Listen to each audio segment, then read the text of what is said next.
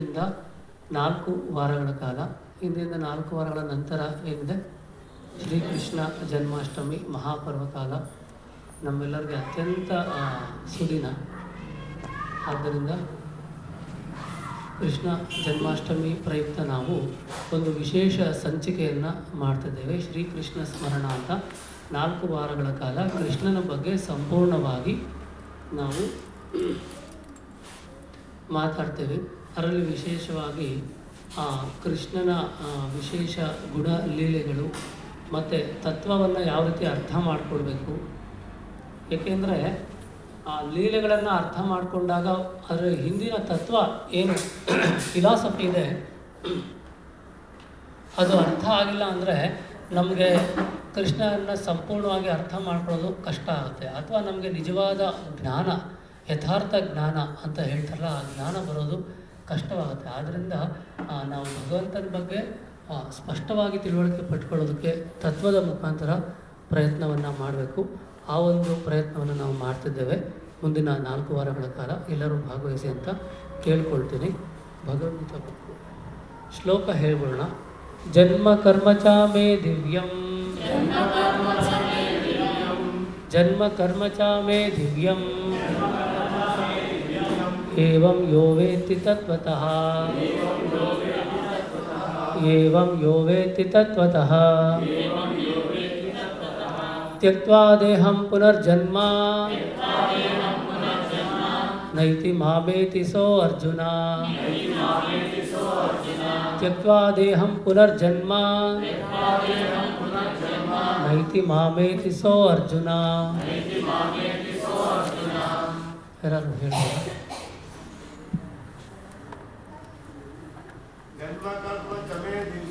जन्म कर्म च मे दिव्यम्, एवं यो वेत्ति तत्त्वतः, त्यक्त्वा देहं पुनर्जन्म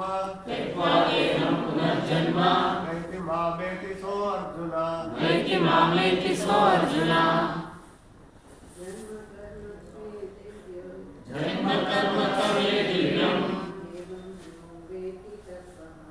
एवं यो वेत्ति तत्त्वतः, त्यक्त्वा देहं पुनर्जन्म नैति मामेति सो अर्जुन. जन्म कर्म च मे दिव्यम्, एवं यो वेत्ति तत्त्वतः, त्यक्त्वा देहं पुनर्जन्म नैति मामेति सो अर्जुन. ಧನ್ಯವಾದ. ಅನುವಾದ ಈ ರೀತಿ ಇದೆ.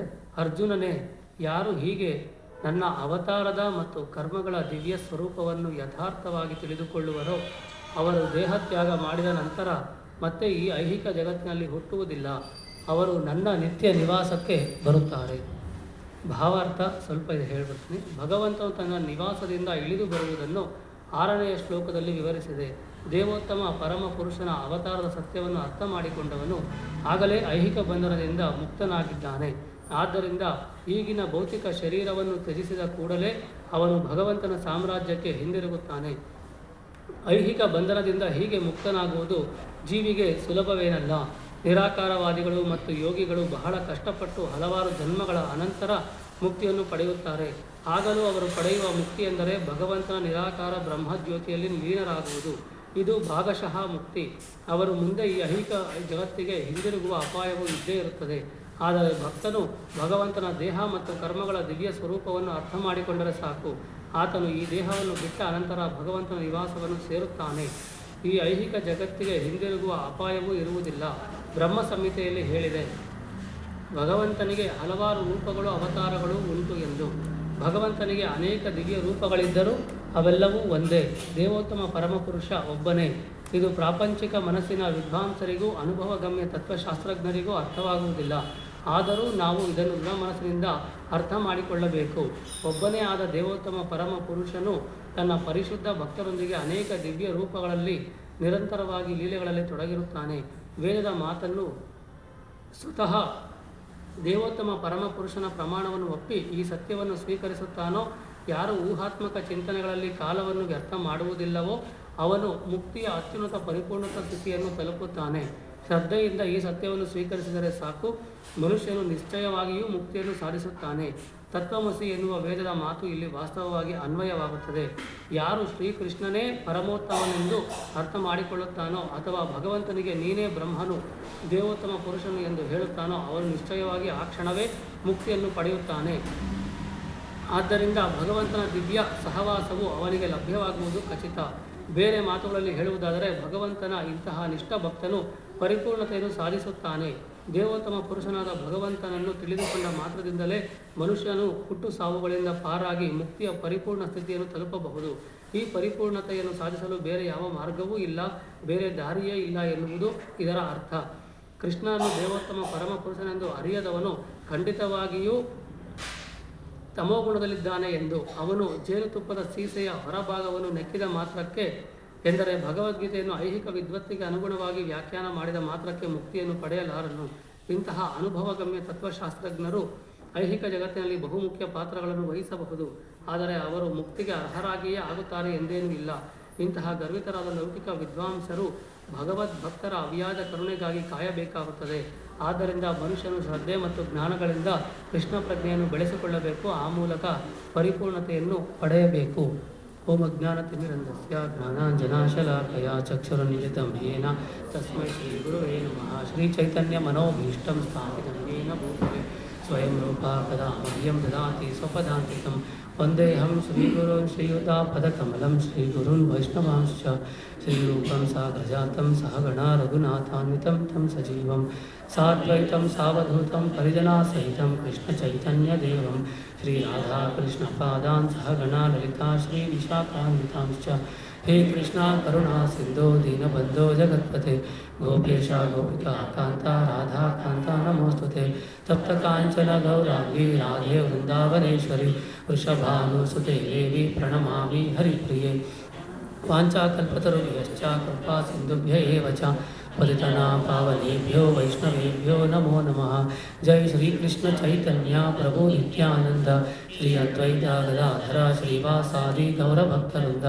ಹರೇ ಕೃಷ್ಣ ಕೃಷ್ಣ ಕೃಷ್ಣ ಹರೇ ಹರೇ, ಹರೇ ರಾಮ ರಾಮ ರಾಮ ಹರೇ ಹರೇ.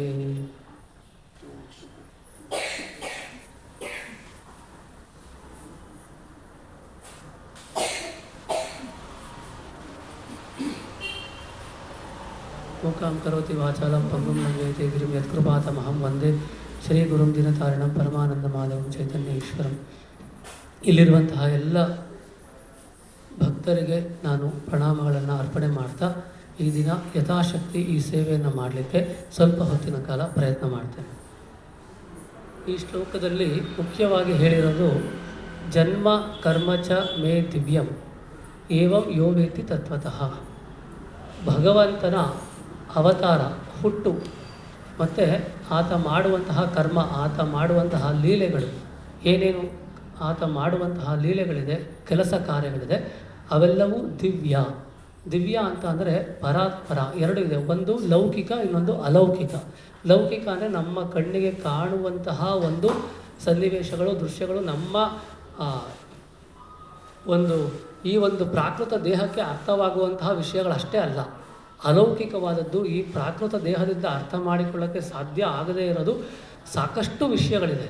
ಅದನ್ನು ನಾವು ಪ್ರಭುಪಾದರು ಹೇಳಿದರೆ ಯಾವ ರೀತಿ ಅರ್ಥ ಮಾಡಿಕೊಳ್ಬೇಕು ಅಂತ.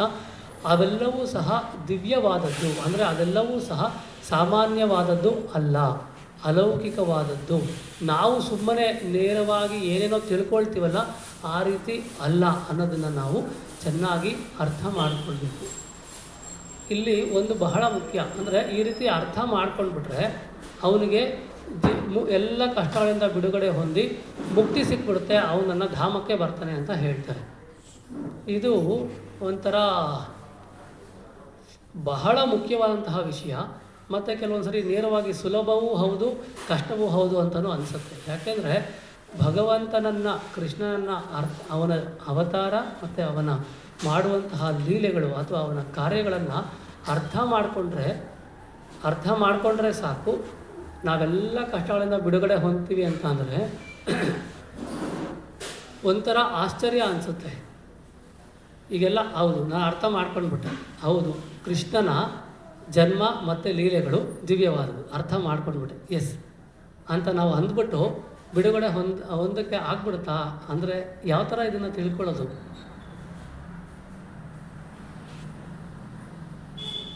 ಈಗ ಯಾರು ಕೇಳಿದ್ರೆ ಆಯ್ತಪ್ಪ ಅರ್ಥ, ಓಕೆ ನಾನು ಒಪ್ಕೊಂಡ್ಬಿಡ್ತೀನಿ, ಅರ್ಥ ಮಾಡ್ಕೊಳ್ಬಿಡ್ತೀನಿ ಅಂತ. ಇದನ್ನು ಒಂದು ಉದಾಹರಣೆ ಮುಖಾಂತರ ಆಚಾರ್ಯರು ಪ್ರವಚನದಲ್ಲಿ ಹೇಳ್ತಿದ್ರು. ಒಂದು 65 ವರ್ಷ ಆಗಿದೆ ಅಂತೆ ಒಂದು ಗಂಡ ಹೆಂಡತಿ, ಅಂದರೆ ಹೆಂಡತಿಗೆ ಒಂದು 60 ವರ್ಷ ಆಗಿರಬಹುದು. ಹೆಂಡತಿ ತಕ್ಷಣ ಹೇಳಿದ್ಲು, ನೀವು ನನ್ನ ಅರ್ಥನೇ ಮಾಡ್ಕೊಳ್ಳಿಲ್ಲ, 35 ವರ್ಷ ಜೀವನ ಮಾಡಿದ್ವಿ, ಅರ್ಥನೇ ಮಾಡ್ಕೊಳ್ಳಿಲ್ಲ. ನಾವು ಸಾಮಾನ್ಯವಾಗಿ ಮನೇಲಿ ಇದಕ್ಕೆ ನೋಡ್ತಾನೆ ಇರ್ತೀವಿ, ನೀನು ನನ್ನ ಅರ್ಥ ಮಾಡ್ಕೊಳ್ಳಿಲ್ಲ, ನನ್ನ ಬಗ್ಗೆ ತಿಳ್ಕೊಳ್ಳಿಲ್ಲ ಅಂತ. 35 ವರ್ಷ ಇದ್ದೀವಿ, ಅರ್ಥ ಮಾಡ್ಕೊಂಡಿಲ್ಲ ಅಂದರೆ ಅವ್ರು ಈ ಮಾತು ಕೇಳಿದ್ದೀವ? ಯಾರು ಹೇಳ್ಬೋದಾ ಈ ಮಾತು? ನನ್ನ ಅರ್ಥ ಮಾಡ್ಕೊಳ್ಳಿಲ್ಲ ನೀವು, ನನ್ನ ಅರ್ಥ ಮಾಡ್ಕೊಳ್ಳಿಲ್ಲ ನೀವು, ಅರ್ಥ ಮಾಡ್ಕೊಂಡಿದ್ರೆ ಈ ಥರ ಇರ್ತಿರಲಿಲ್ಲ ಅಂತ ಅಂತಿದ್ದೀವಲ್ಲ. ಹಾಂ, 35 ವರ್ಷ ಒಟ್ಟಿಗೆ ಇದ್ದು ಅರ್ಥ ಮಾಡ್ಕೊಂಡಿಲ್ಲ ಅಂದರೆ ಏನು? ದಿನ ನೋಡ್ತಾ ಇದ್ದೀವಿ ನಾವು, ಪರಸ್ಪರ ನೋಡ್ತಾ ಇದ್ದೀವಿ, ಹೇಳ್ತಾ ಇದ್ದೀವಿ, ಏನು ಅರ್ಥ ಮಾಡ್ಕೊಂಡಿಲ್ಲ ಅಂದರೆ? ಹಾಂ, ಯಾರು ಹೇಳ್ಬೋದಾ?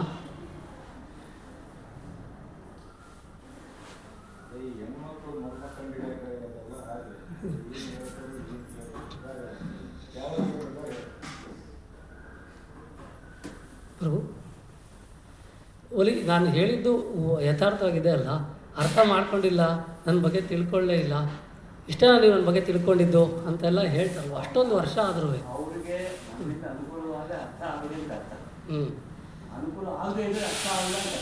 ಕೆಲವೊಮ್ಮೆ ಹಿಂಗೂ ಆಗೋದು. ಅಂದರೆ ಅವ್ರ ಪ್ರಕಾರ ಅಂದರೆ ಇಬ್ಬರೂ ಗಂಡ ಹೆಂಡತಿ ಆಗಲಿ, ಹೆಂಡತಿ ಗಂಡನಿಗಾಗಲಿ, ಪರಸ್ಪರ ಇಬ್ಬರಿಗೆ ಅನುಕೂಲವಾಗಿದ್ದರೆ ಅರ್ಥ ಮಾಡ್ಕೊತಾವ್ರೆ ಅಂತ. ಅನುಕೂಲವಾಗಿಲ್ಲ ಅಂದರೆ ಅರ್ಥ ಮಾಡ್ಕೊಂಡಿಲ್ಲ ಅಂತ ಅರ್ಥ. ಅಂದರೆ ನೋಡಿ, ಇಷ್ಟು ಮೊದಲೇನಿಸ್ತು ಅರ್ಥ ಮಾಡೋದು, ಹೌದು ಕೃಷ್ಣನ ಜನ್ಮ ಕರ್ಮ ದಿವ್ಯ ಅಂತ ಅನಿಸ್ತು, ಅಂದರೆ ಅರ್ಥ ಮಾಡೋದು ಸುಲಭ ಅಂತ. ಈಗ ನಾವು ಒಂದು ಉದಾಹರಣೆ ತಗೊಂಡ್ರೆ, ಒಬ್ಬ ಗಂಡ ಹೆಂಡತಿ ಪರಸ್ಪರ 34 ವರ್ಷ ಬದುಕಿದ್ರೂ ಬದುಕೋದಲ್ಲ, ನಾನು ಸತ್ರು ನನಗೆ ಅರ್ಥ ಆಗಲ್ಲ ಬಿಡು, ನಾನು ಸತ್ರು ನನ್ನ ಬಗ್ಗೆ ನಿನಗೆ ಅರ್ಥ ಆಗಲ್ಲ ಬಿಡು ಅನ್ನೋದು ನಾವು ಕೇಳಿದ್ದೀವಿ. ಅಂದರೆ ಒಬ್ಬರನ್ನ ಅರ್ಥ ಮಾಡ್ಕೊಳ್ಳೋದು ಅಂದರೆ ಅಷ್ಟು ಸುಲಭವಾದ ವಿಷಯನೂ ಅಲ್ಲ. ನಾವು ಅರ್ಥ ಮಾಡ್ಕೊಳ್ಳೋದು ಅಂದರೆ ಏನು ಅಂದ್ಕೊಂಡಿದ್ದೀವಿ ಅಂತಂದರೆ, ಪ್ರಭುಗಳು ಹೇಳಿದಾಗೆ ನಮ್ಮ ಅನುಕೂಲಕ್ಕೆ, ಈಗ ದೇವ್ರು ನಮಗೆ ಚೆನ್ನಾಗಿ ನಮ್ಮ ಅಂದ್ಕೊಂಡಾಗ ನಡೆದುಬಿಟ್ರೆ, ಆ ದೇವ್ರು ಸತ್ಯಪ್ಪ, ದೇವ್ರು ಇದ್ದಾನೆ, ಭಗವಂತ ನಿನ್ನ ಕೈ ತೋರಿಸ. ಅದೇ ದೇವ್ರು ನಮಗೆ ನಾವು ಅಂದ್ಕೊಂಡಾಗ ನಡೆಸಿಲ್ಲ ಅಂತ ಅಂದರೆ ದೇವ್ರು ಎಲ್ಲಿದ್ದಾನೆ? ಎಲ್ಲ ನನಗೆ ಬರ್ತದೆ, ಎಲ್ಲ ಕಷ್ಟಗಳು, ಎಲ್ಲರೂ ಚೆನ್ನಾಗಿದ್ದಾರೆ, ಎಂತೆಂಥ ಅನ್ಯಾಯ ಮಾಡಿದ್ರಲ್ಲ ಆರಾಮಾಗೇ ಇದ್ದಾರೆ, ನಾನು ಮಾತ್ರ ಹಿಂಗೆ ಇದ್ದೀನಿ ಅಂತ ಹೇಳ್ತಾರೆ. ಅದಕ್ಕೆ ಆಚಾರ್ಯ ಹೇಳ್ತಾರೆ, ನಿಂದೆ ಮಾಡುವ ಜನರ ಸಂಘವು ಎಂದಿಗಾದರೂ ದೊರೆಯಬಾರದು ಎಂದು ನಿನ್ನನ್ನು ಬೇಡಿಕೊಂಬೆನು ಶೇಷಗಿರಿವಾಸ. ಯಾವತ್ತೇ ಆಗಲಿ ಭಗವಂತನನ್ನು ನಿಂದೆ ಮಾಡುವರ ಸಹವಾಸ ಯಾವತ್ತೂ ಮಾಡಬಾರ್ದಂತೆ. ಆದ್ದರಿಂದ ಅರ್ಥ ಮಾಡ್ಕೊಳ್ಳೋದು ಏಕಕಾಲಕ್ಕೆ ಸುಲಭವೂ ಹೌದು, ಅಸಾಧ್ಯವೂ ಹೌದು. ಅದು ಯಾವ ಥರ ಸಾಧ್ಯ ಆಗುತ್ತೆ ಅಂತ ಅಂದರೆ, ಪ್ರಭುಪಾದರಲ್ಲಿ ಹೇಳಿದ್ರಲ್ಲ, ಅವರಿಗೆ ಭಗವಂತನ ಭಕ್ತರ ಕರುಣೆಯಿಂದ ಮಾತ್ರ ಸಾಧ್ಯ. ನಾನಾಗಿ ನಾನು ಅರ್ಥ ಮಾಡ್ಕೊಳ್ತೀನಿ ಅಂತ ಅಂದರೆ ಅದು ಎಂದಿಗೂ ಸಾಧ್ಯ ಇಲ್ಲ. ಅದನ್ನು ನಾವು ಭಗವಂತನ ಭಕ್ತರಿಂದ ಕೇಳಿ ತಿಳಿದುಕೊಳ್ಳುವ ಮುಖಾಂತರ, ಭಗವಂತನ ಸೇವೆಯ ಮುಖಾಂತರ ಸಾಕ್ಷಾತ್ಕಾರ ಮಾಡಿಕೊಳ್ಬೇಕು. 3 ಇದೆ: ಓದುವುದು, ಅಧ್ಯಯನ ಮಾಡುವುದು, ಸಾಕ್ಷಾತ್ಕಾರ ಮಾಡಿಕೊಳ್ಳೋದು. ಯಾವುದು? ಓದುವುದು, ರೀಡಿಂಗ್, ಸ್ಟಡಿ ಆ್ಯಂಡ್ ರಿಯಲೈಸೇಷನ್. ಓದುವುದು, ಅಧ್ಯಯನ ಮಾಡುವುದು, ಸಾಕ್ಷಾತ್ಕಾರ ಮಾಡಿಕೊಳ್ಳೋದು. ಓದೋದು ಅಂದರೆ ಸುಮ್ಮನೆ ಎಲ್ಲ ನಾವೇನು ಅದಕ್ಕೆ ಏನಂದರೆ ಅದಕ್ಕೆ ನಮ್ಗೆ ಗೊತ್ತಲ್ಲ, ಲಿಟ್ರೇಟ್ಗೂ ಎಜುಕೇಟೆಡ್ಗೂ ವ್ಯತ್ಯಾಸ ಐತೆ. All literates are not educated. ಎಲ್ಲ ಅಕ್ಷರಸ್ಥರು ವಿದ್ಯಾವಂತರಲ್ಲ. ಅಕ್ಷರ ಕಲಿತ ಮಾತ್ರಕ್ಕೆ ವಿದ್ಯಾವಂತರು ಅಂತ ಅಲ್ಲ. ಸುಮ್ಮನೆ ಏನು ಅಕ್ಷರಗಳನ್ನೆಲ್ಲ ಓದ್ಬಿಡ್ತೀವಿ ಚೆನ್ನಾಗಿ ತಿಳ್ಕೊಂಡು ಅಂದರೆ ಅಲ್ಲ. ಇವಾಗ ಎಷ್ಟೊಂದು ಜನ ತುಂಬ ವಿದ್ಯಾವಂತರು ಅಂತ ಅನ್ನಿಸ್ತಾರೆ, ಅವ್ರಿಗೆ ಕಡಿಮೆ ಸಾಮಾನ್ಯ ಜ್ಞಾನ ಇರೋದಿಲ್ಲ.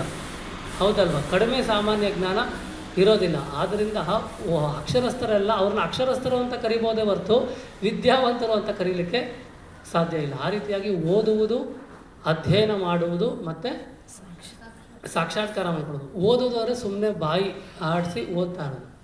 ಅಧ್ಯಯನ ಮಾಡೋದು ಅಂದರೆ ಇದು ಏಕೆ ಹೀಗೆ, ಇದು ಸರಿಯಾ ಇದನ್ನು ಚರ್ಚೆ ಮಾಡೋದು, ತಿಳಿದುಕೊಳ್ಳೋದು, ಅವೆಲ್ಲ ಆದಮೇಲೆ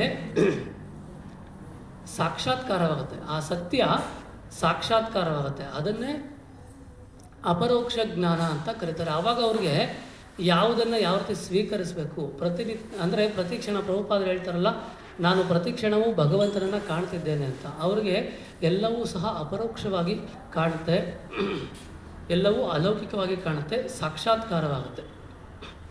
ಆದ್ದರಿಂದ ಜ್ಞಾನದ 3 ಹಂತಗಳಲ್ಲಿ ಸಾಕ್ಷಾತ್ಕಾರ ಮಾಡಿಕೊಳ್ಬೇಕು ಅಂದರೆ ಭಗವಂತನನ್ನು ಅರ್ಥ ಮಾಡ್ಕೊಳ್ಳೋದು ಅಂದರೆ ಏನರ್ಥ? ಸಾಕ್ಷಾತ್ಕರಿಸಿಕೊಳ್ಳುವುದು ಅಂತ ಅರ್ಥ. ಆ ಸಾಕ್ಷಾತ್ಕಾರ ಯಾರು ಮಾಡ್ಕೊಳ್ತಾರೋ ಖಂಡಿತ ಅವರು ಎಲ್ಲ ಕಷ್ಟಗಳಿಂದ ಬಿಡುಗಡೆ ಹೊಂದ್ತಾರೆ. ಅದೇ ಇದರ ಅರ್ಥ. ಅದು ಆಗಬೇಕು ಅಂದರೆ ಏನಾಗಬೇಕು? ನಮಗೆ ಭಕ್ತರ ಸಹವಾಸ ಇದ್ದರೆ ಮಾತ್ರನೇ ಸಾಧ್ಯ. ಅದೊಂದೇ ಆಯುಧ. ಮೂಕ ಬಡಿದರಂತಿಪ್ಪರೋ ನೋಳ್ಪ ಜನಕ್ಕೆ, ಕಾಕು ಯುಕ್ತಿಗಳನ್ನು ಅವರು ಕಾಣರೋ ಮನಕ್ಕೆ, ಸ್ವೀಕರಿಸರನರ್ಪಿತ ಒಂದು ಕಾಲಕ್ಕೆ, ಆ ಕೇವಲ ಭೋಗ ಸುಖ ಅವರಿಗೆ ಬೇಕೇ.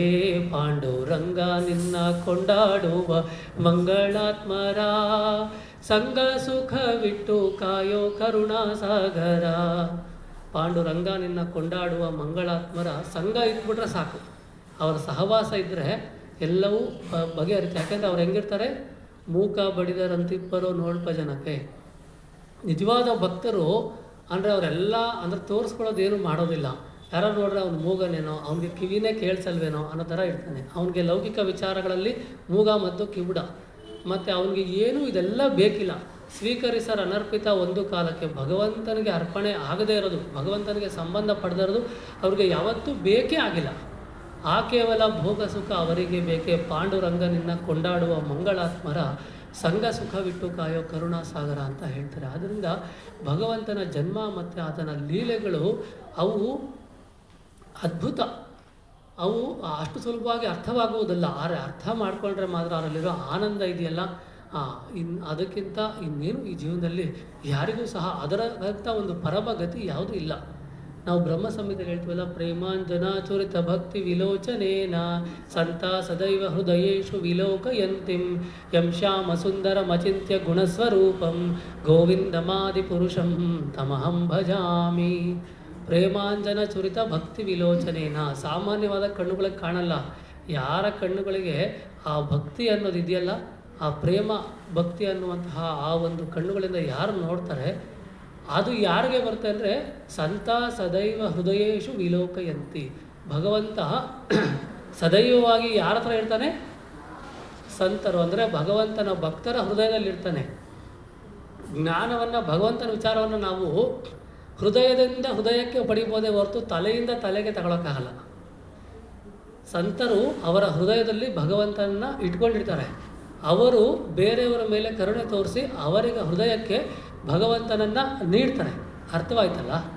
ಆ ರೀತಿ ಭಗವಂತನನ್ನು ಹೃದಯದಿಂದ ಹೃದಯಕ್ಕೆ ಟ್ರಾನ್ಸ್ಫರ್ ಮಾಡಬಹುದೇ ಹೊರತು ತಲೆಯಿಂದ ತಲೆಗೆ ಟ್ರಾನ್ಸ್ಫರ್ ಮಾಡೋದಕ್ಕೆ ಸಾಧ್ಯ ಇಲ್ಲ. ಅದನ್ನು ನಾವು ಚೆನ್ನಾಗಿ ಅರ್ಥ ಮಾಡ್ಕೊಳ್ಬೇಕು. ಸಂತ ಸದೈವ ಹೃದಯೇಶು ವಿಲೋಕಯಂತಿಂ ಯಂ ಶ್ಯಾಮ ಸುಂದರಂ ಅಚಿಂತ್ಯ ಗುಣಸ್ವರೂಪಂ.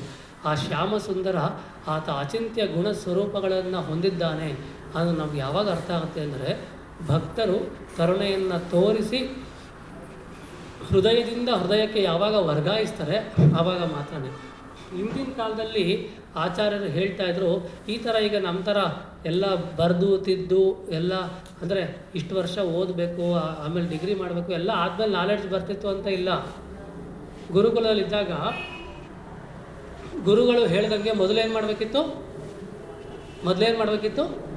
ಅತ್ಯಂತ ಶ್ರೇಷ್ಠವಾದ ಕೆಲಸ ಮೊದಲು ಗುರುಕುಲಕ್ಕೆ ಹೋದ್ಮೇಲೆ ಗೋವುಗಳನ್ನು ಕಾಯಬೇಕಿತ್ತು. ಅಂದರೆ ಜೀವನದಲ್ಲಿ ಮೊದಲು ಮಾಡಬೇಕಾಗಿದ್ದು ಅತ್ಯಂತ ಶ್ರೇಷ್ಠ ಕೆಲಸ ಏನು? ದನ ಕಾಯೋದು.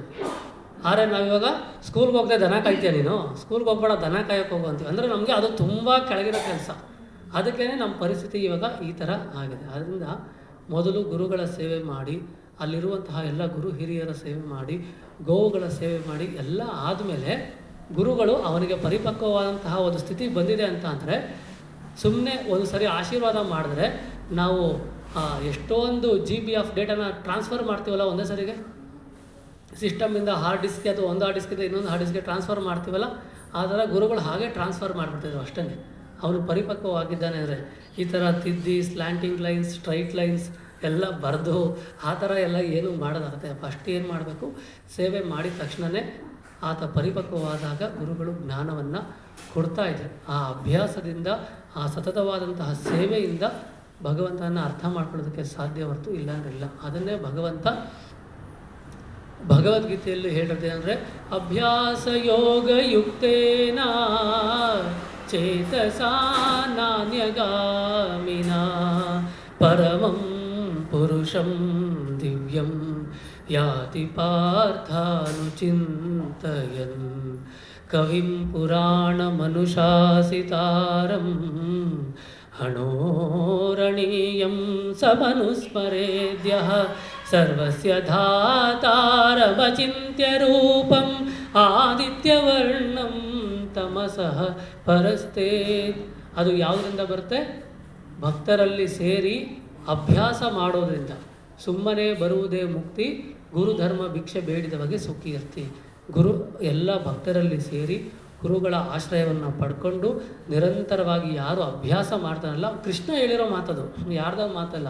ಅಭ್ಯಾಸ ಯೋಗ ಯುಕ್ತೇನ, ಅದಕ್ಕೇ 8 ಮಾಲೆನೇ ಜಪ ಮಾಡಿ, ಆಮೇಲೆ 12 ಮಾಡ್ಕೊಳ್ಳಿ, 16 ಮಾಡಿ. ಯಾಕೆ ಅಂದರೆ ಒಂದು ಅಭ್ಯಾಸ ಇರಬೇಕು, ಒಂದು ನಿರಂತರತೆ ಇರಬೇಕು, ಒಂದು ಕಮಿಟ್ಮೆಂಟ್ ಇರಬೇಕು. ಆವಾಗ ಮಾತ್ರ ಆ ಅಭ್ಯಾಸದಿಂದ ನಾವು ಆ ಭಗವಂತನನ್ನು ಅರ್ಥ ಮಾಡ್ಕೊಳ್ಬೋದು. ಯಾವ ಥರ? ಪರಮಂ ಪುರುಷಂ ದಿವ್ಯಂ, ಭಗವಂತ ಪರಮ ಪುರುಷ, ದಿವ್ಯವಾದವನು ಅಂತ ಅರ್ಥ ಮಾಡ್ಕೊಳ್ಳೋಕ್ಕೆ ಸಾಧ್ಯ. ಯಾವಾಗ ಆ ರೀತಿ ನಾವು ಭಗವಂತನ ಕುರಿತಾಗಿ ಅರ್ಥ ಮಾಡ್ಕೊಳ್ತೀವಿ, ಆ ರೀತಿ ಅರ್ಥ ಮಾಡಿಕೊಂಡಾಗ ನಮಗೇನಿರೋದಿಲ್ಲ,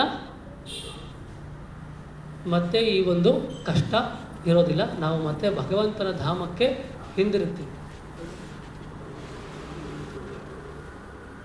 ಭಗವಂತನ ಧಾಮಕ್ಕೆ ನಾವು ಹಿಂದಿರುತ್ತೀವಿ. ಕೊನೆಗೆ ಒಂದೇ ಒಂದು ಉದಾಹರಣೆ ಕೊಡ್ತಾ ನಾನಂದರೆ ವಿರಾಮ ಮಾಡ್ತೀನಿ, ಪ್ರಭುಗಳು ಮುಂದುವರಿಸ್ತಾರೆ.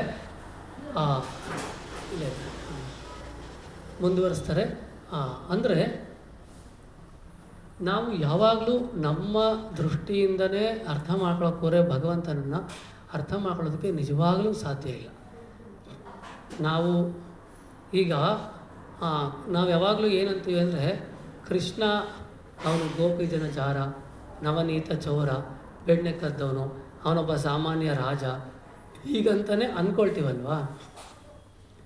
ಆದರೆ ಕೃಷ್ಣ ದೇವಕಿಯ ಹೃದಯದಿಂದ ಅವತಾರ ಮಾಡ್ತಿದ್ದಂಗೆ, ದೇವಕಿಯ ಗರ್ಭದಿಂದ ಅಲ್ಲ, ಹೃದಯದಿಂದ ಅವತಾರ ಮಾಡ್ದ. ಹಾಗೆ ಹೃದಯದಿಂದ ಹೊರಗಡೆ ಬಂದ ಕೂಡಲೇ ಯಾವ ಥರ ಇದ್ದ? ಶಂಖಚಕ್ರ ಗದಾ ಪದ್ಮಧಾರಿಯಾಗಿ, ಶ್ರೀವತ್ಸ ಲಾಂಛನ, ಮತ್ತು ಕೌಸ್ತುಭ ಹಾರ, ವೈಜಯಂತಿ ಮಾಲೆ, ಕೈಯಲ್ಲೇನು ಶಂಖ ಚಕ್ರ ಗದೆ ಪದ್ಮ ಮತ್ತು ಎಲ್ಲ ಸರ್ವಾಭರಣ ಭೂಷಿತನಾಗಿ ಎದುರುಗಡೆ ಕಾಣಿಸ್ಕೊಂಡ. ಈ ಥರ ಮಕ್ಕಳು ನಾವು ಯಾವಾಗಾದ್ರೂ ಹುಟ್ಟೋದು ನೋಡಿದ್ದೀವ? ಶಂಖ ಚಕ್ರ ಗದಾ ಪದ್ಮ ಹಿಡ್ಕೊಂಡು ಸರ್ವಾಭರಣ ಭೂಷಿತರಾಗಿ, ಶ್ರೀವತ್ಸ ಲಾಂಛನ, ಕೌಸ್ತುಭ ಹಾರ ಎಲ್ಲವನ್ನು ಹಿಡ್ಕೊಂಡು ಮಕ್ಕಳು ಈ ಥರ ಹುಟ್ಟಿದ್ರೆ ಅಟ್ಲೀಸ್ಟ್ ಲೋನಾರು ಕ್ಲಿಯರ್ ಆಗಿಬಿಡ್ತದೆ. ಆ ಗೋಲ್ಡ್ ಎಲ್ಲ ಅದೆಲ್ಲ ಇದೆಯಲ್ಲ, ಅದೆಲ್ಲ ಮಾಡಿಬಿಟ್ರೆ ನಮ್ಮ ಕಷ್ಟ ಆದ್ರೂ ತೀರ್ಬಿಡ್ತದೆ. ಅಂಥ ಮಕ್ಕಳು ಎಷ್ಟಾರು ಬರ್ಬೋದಲ್ವ. ನಾವು ಇಷ್ಟರಲ್ಲಿ ಅರ್ಥ ಮಾಡ್ಕೊಬಿಡ್ಬೋದು, ಕೃಷ್ಣ ಸಾಮಾನ್ಯ ವ್ಯಕ್ತಿ ಅಲ್ಲ ಅನ್ನೋದನ್ನು. ಮತ್ತು ಹುಟ್ಟಿರ್ಲಿಕ್ಕೆ ಆ ರೀತಿಯಾಗಿ ತನ್ನ ದಿವ್ಯ ಮಂಗಳ ಸ್ವರೂಪವನ್ನು ದರ್ಶನ ಕೊಟ್ಟು ಮತ್ತೆ ತಿರ್ಗಿ ಹೇಳ್ತಾರೆ, ನಾನೀಗ ಮಗುವಾಗ್ತೀನಿ, ನನ್ನ ಏನು ಮಾಡು, ಇಲ್ಲಿಂದ ನಂದಗೋಕುಲಕ್ಕೆ ಬಿಡು ಅಂತ ಹೇಳ್ತಾರೆ. ಯಾರು ಮಗು ಹುಟ್ಟಿದ ತಕ್ಷಣವೇ ಈ ಥರ ದರ್ಶನ ಕೊಟ್ಟು ನನ್ನ ನಂದಗೋಕುಲಕ್ಕೆ ಕರ್ಕೊಂಡೋಗಿ ಬಿಡಿ ಅಂತ ಹೇಳ್ತಾರೆ. ಯಾವಾಗ ನಂದಗೋಪ ಆತ ಹೇಳಿದ ತಕ್ಷಣವೇ ನಂದ ಮಹಾರಾಜ್ ಏನು ಮಾಡ್ತಾರೆ, ಕೈಯಲ್ಲಿ ಹಿಡ್ಕೊಳ್ತಾರೆ. ಹಿಡ್ಕೊಂಡಿದ ತಕ್ಷಣ ಏನಾಗುತ್ತೆ, ಅವರ ಸಂಕೋಲೆ ಬಿಡುಗಡೆ ಆಗಿಬಿಡುತ್ತೆ. ಯಾರನ್ನು ಹಿಡ್ಕೊಂಡ್ರೆ ನಮ್ಮ ಬಂಧನ ಬಿಡುಗಡೆ ಆಗುತ್ತೋ ಅವರನ್ನು ನಾವು ಗಟ್ಟಿಯಾಗಿ ಹಿಡ್ಕೊಳ್ಬೇಕು. ಆದರೆ ನಾವೇನು ಮಾಡಿದ್ದೀವಿ, ಸಾಕಲ್ಯದಿಂದ ಸಾಲಿಗ್ರಾಮಕಭಿಷೇಕ ಆಕಳಾಲಲಿ ಮಾಡದೆ, 4 ನಾಯಿಗಳ ಸಾಕಿ ಮನೆಯೊಳು ಬದುಕಬೇಕೆಂದು ಹಾಲು ಹೊಯ್ದೆ, ಸಿರಿರಮಣ ತವ ಚರಣ ದೊರಕುವುದು ಹ್ಯಾಂಗಿನ್ನು ಪರಮ ಪಾಪಿಷ್ಟ ನಾನು, ನರಹರಿಯೇ ನಿನ್ನ ನಾಮಸ್ಮರಣೆ ಮಾಡದೆ ನರಕಕ್ಕೆ ಗುರಿಯಾದೆನೋ ಹರಿಯೇ. ಭಗವಂತನ ಪುಷ್ಪ ಮುಟ್ಟೋದಕ್ಕೆ ನಮಗೆ ಆಸಕ್ತಿ ಇಲ್ಲ, ಭಗವಂತನ ಸಾಲಿಗ್ರಾಮ ಮುಟ್ಟೋಕ್ಕೆ ಆಸಕ್ತಿ ಇಲ್ಲ, ಆ ಭಗವಂತನ ಭಕ್ತರ ಪಾದ ಮುಟ್ಟೋದಕ್ಕೆ ನಮಗೆ ಆಸಕ್ತಿ ಇಲ್ಲ, ಭಗವಂತನ ಸೇವೆ ಮಾಡೋದಕ್ಕೆ ಆಸಕ್ತಿ ಇಲ್ಲ, ಜಗನ್ನಾಥನ ರಥ ಮುಟ್ಟೋಕ್ಕೆ ಹಗ್ಗ ಮುಟ್ಟೋಕ್ಕೆ ಆಸಕ್ತಿ ಇಲ್ಲ. ಆದರೆ ನಾವು ಯಾವುದು ಮುಟ್ಟೋಕ್ಕೆ ಗಾಡ್ ಮುಟ್ಟೋಕ್ಕೆ ನಮಗೆ ಆಸಕ್ತಿನೇ ಇಲ್ಲ. ಆದರೆ ಗಾಡ್ ಉಲ್ಟಾ ಏನು ಡಾಗ್ ಮುಟ್ಟಕ್ಕೆ. ಅದಕ್ಕೇ ಡಾಗ್ ಮುಟ್ಟಿ ಮುಟ್ಟಿ ಮುಟ್ಟಿ ನಮ್ಮ ಪಾಡು ಏನಾಗೈತೆ ನಾಯಿ ಪಾಡಾಗುತ್ತೆ.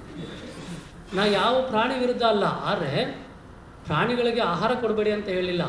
ಭಗವಂತನಿಗೆ ನೈವೇದ್ಯ ಮಾಡಿ ಆ ಪ್ರಾಣಿಗಳನ್ನು ಬಹಳ ಪ್ರೀತಿಯಿಂದ ಆಹಾರ ಕೊಡಿ ಅಷ್ಟೇ. ಯಾಕೆಂದರೆ ಕೆಲವೊಂದು ಸರಿ ನಮಗೂ ಅಂದರೆ ಅನೇಕ ಭಕ್ತರು ಹೇಳಿರೋದು ನಾಯಿಗಳ ಮೇಲಿರೋ ಪ್ರೀತಿ ಕೋಳಿ ಮತ್ತು ಮೇಕೆಗಳ ಮೇಲೂ ಇದ್ದರೆ ಚೆನ್ನಾಗಿರುತ್ತೆ. ಎಲ್ಲರೂ ಒಂದೇ ಅಲ್ವ, ಪ್ರಾಣಿಗಳು ಜೀವಿಗಳೆಲ್ಲ ಒಂದೇ ಅಲ್ವ. ಅದ್ರ ಮೇಲಿರೋ ಅಷ್ಟೊಂದು ಪ್ರೀತಿ ಕೋಳಿ ಮತ್ತು ಮೇಕೆಗಳ ಮೇಲೆ ಇದ್ರೆ ಬಹಳ ಒಳ್ಳೇದಲ್ವ ನಿಜವಾಗ್ಲೂ. ಎಲ್ಲ ಸರ್ವ ಜೀವಿಗಳ ಮೇಲೆ ದಯೆ ತೋರಿಸ್ಬೇಕಲ್ವ ಅಂತ ಅಂದರೆ ಹೇಳಿದ್ದನ್ನು ಕೇಳಿಸ್ಕೊಡೋದನ್ನು ಹೇಳಿದೆ ಅಷ್ಟೇ. ಆದ್ದರಿಂದ ಶ್ರೀರಮಣ ತವಚರಣ ದೊರಕುವುದು ಹ್ಯಾಂಗಿನ್ನು ಪರಮ ಪಾಪಿಷ್ಠನನ್ನು. ಭಗವಂತನ ಮುಟ್ಟೋದಕ್ಕೆ ನನಗೆ ಆಸಕ್ತಿ ಇಲ್ಲ. ಯಾರನ್ನು ಸ್ಪರ್ಶ ಮಾಡಿದ್ರೆ ಎಲ್ಲ ಬಂಧನಗಳು ಬಿಟ್ಟು ಹೋಗುತ್ತೋ ಆತನನ್ನು ಸ್ಪರ್ಶ ಮಾಡೋದಕ್ಕೆ ನನಗೆ ಯಾವತ್ತೂ ಆಸಕ್ತಿನೇ ಇಲ್ಲ. ಆದ್ದರಿಂದ ಆ ಭಗವಂತನ ಹಿಡ್ಕೊಳ್ಳಿಕ್ಕೆ ಅವನ ಎಲ್ಲ ಸಂಕೋಲೆ ಬಿಡುಗಡೆ ಆಗೋಯ್ತು. ಮತ್ತು ನಂದ ಮಹಾರಾಜ ಯಾರು ಹೊರಗಡೆ ಎಲ್ಲ ಕಾಯ್ತಿದ್ರಲ್ಲ ಅವರೆಲ್ಲ ಮಲಗಿಬಿಟ್ರು. ಆಮೇಲೆ ತುಂಬಿ ಹರಿತಿದ್ದಂತಹ ಯಮುನಾ ನದಿ ಏನಾಯಿತು, ದಾರಿ ಬಿಡ್ತು. ಇವೆಲ್ಲವೂ ಸಹ ಯಾರು ಮಾಡಿದ್ದು? ಗೋಪಿಜನ ಜಾರ, ನವನೀತ ಚೋರ, ಒಬ್ಬ ಕಳ್ಳ, ಮೋಸ, ನಯವಂಚಕ, ಇವರು ಮಾಡಿದ ಕೆಲಸಗಳಿದೆ. ಆದ್ದರಿಂದ ಆದರೆ ಇನ್ನೊಂದು ಅರ್ಥ ಮಾಡ್ಕೊಳ್ಬೇಕಾಗಿರೋದೇನು ಅಂತಂದರೆ ಆಚಾರ್ಯರು ಹೇಳ್ತಾರೆ, ಅವ್ನು ನಿಜವಾಗ್ಲೂ ಗೋಪಿಜನ ಜಾರನಾಗಿದ್ದರೆ ಜಾರತ್ವವನ್ನು ಮಾಡಿದ ಪಾಪಗಳಿಗೆಲ್ಲ ಹೇ ಗೋಪಿ ಜನಜಾರ ಎಂದರೆ ಸಾಲದೆ. ಚೋರತ್ವವನ್ನು ಮಾಡಿದ ಪಾಪಗಳಿಗೆಲ್ಲ ಹೇ ನವನೀತ ಚೋರ ಎಂದರೆ ಸಾಲದೆ. ಕ್ರೂರತ್ವವನ್ನು ಮಾಡಿದ ಪಾಪಗಳಿಗೆಲ್ಲ ಹೇ ಮಾವನ ಕೊಂದವ ಎಂದರೆ ಸಾಲದೆ.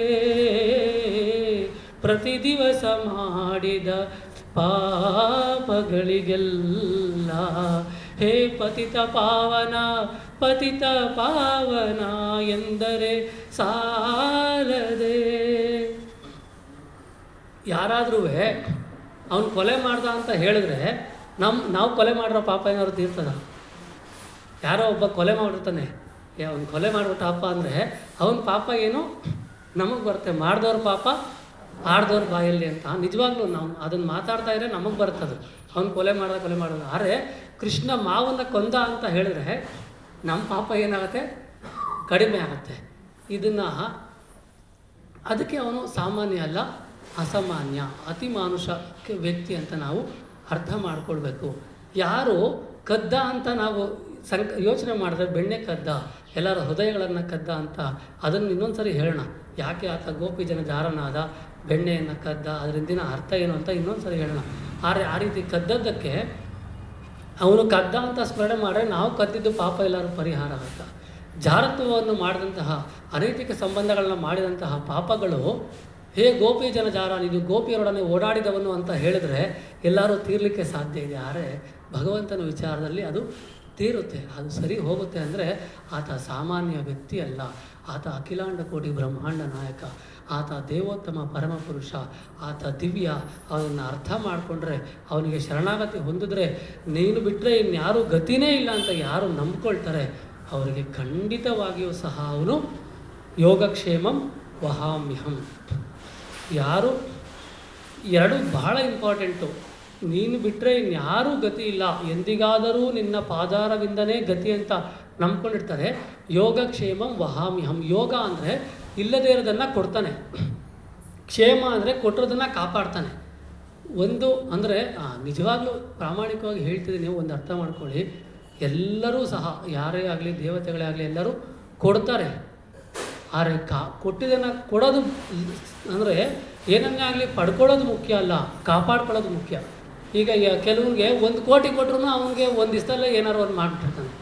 ದುಡ್ಡನ್ನು ಸಂಪಾದನೆ ಮಾಡೋ ಜೊತೆಗೆ ಅದನ್ನು ಕಾಪಾಡ್ಕೊಳ್ಳೋದು ಮುಖ್ಯ. ಆದರೆ ಭಗವಂತ ಏನು ಮಾಡ್ತಾನೆ, ಅವರಿಗೆ ಏನಿಲ್ವೋ ಅದನ್ನು ಕೊಡ್ತಾನೆ, ಕೊಟ್ಟಿದ್ದನ್ನು ಕಾಪಾಡ್ತಾನೆ.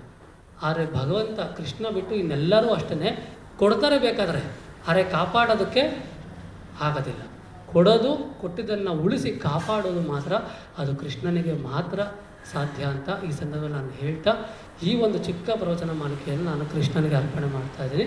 ಪ್ರಭುಗಳು ಮುಂದುವರಿಸ್ಕೊಡ್ಬೇಕು ನನ್ನ ಮುಂದಿನ ಕಾಲ ಅಂತ ಕೇಳ್ಕೊಳ್ತೀನಿ. ಧನ್ಯವಾದ. ಇಲ್ಲ ಮಾಡಿ ಒಂದು 20 ನಿಮಿಷ ಮಾತ್ರ.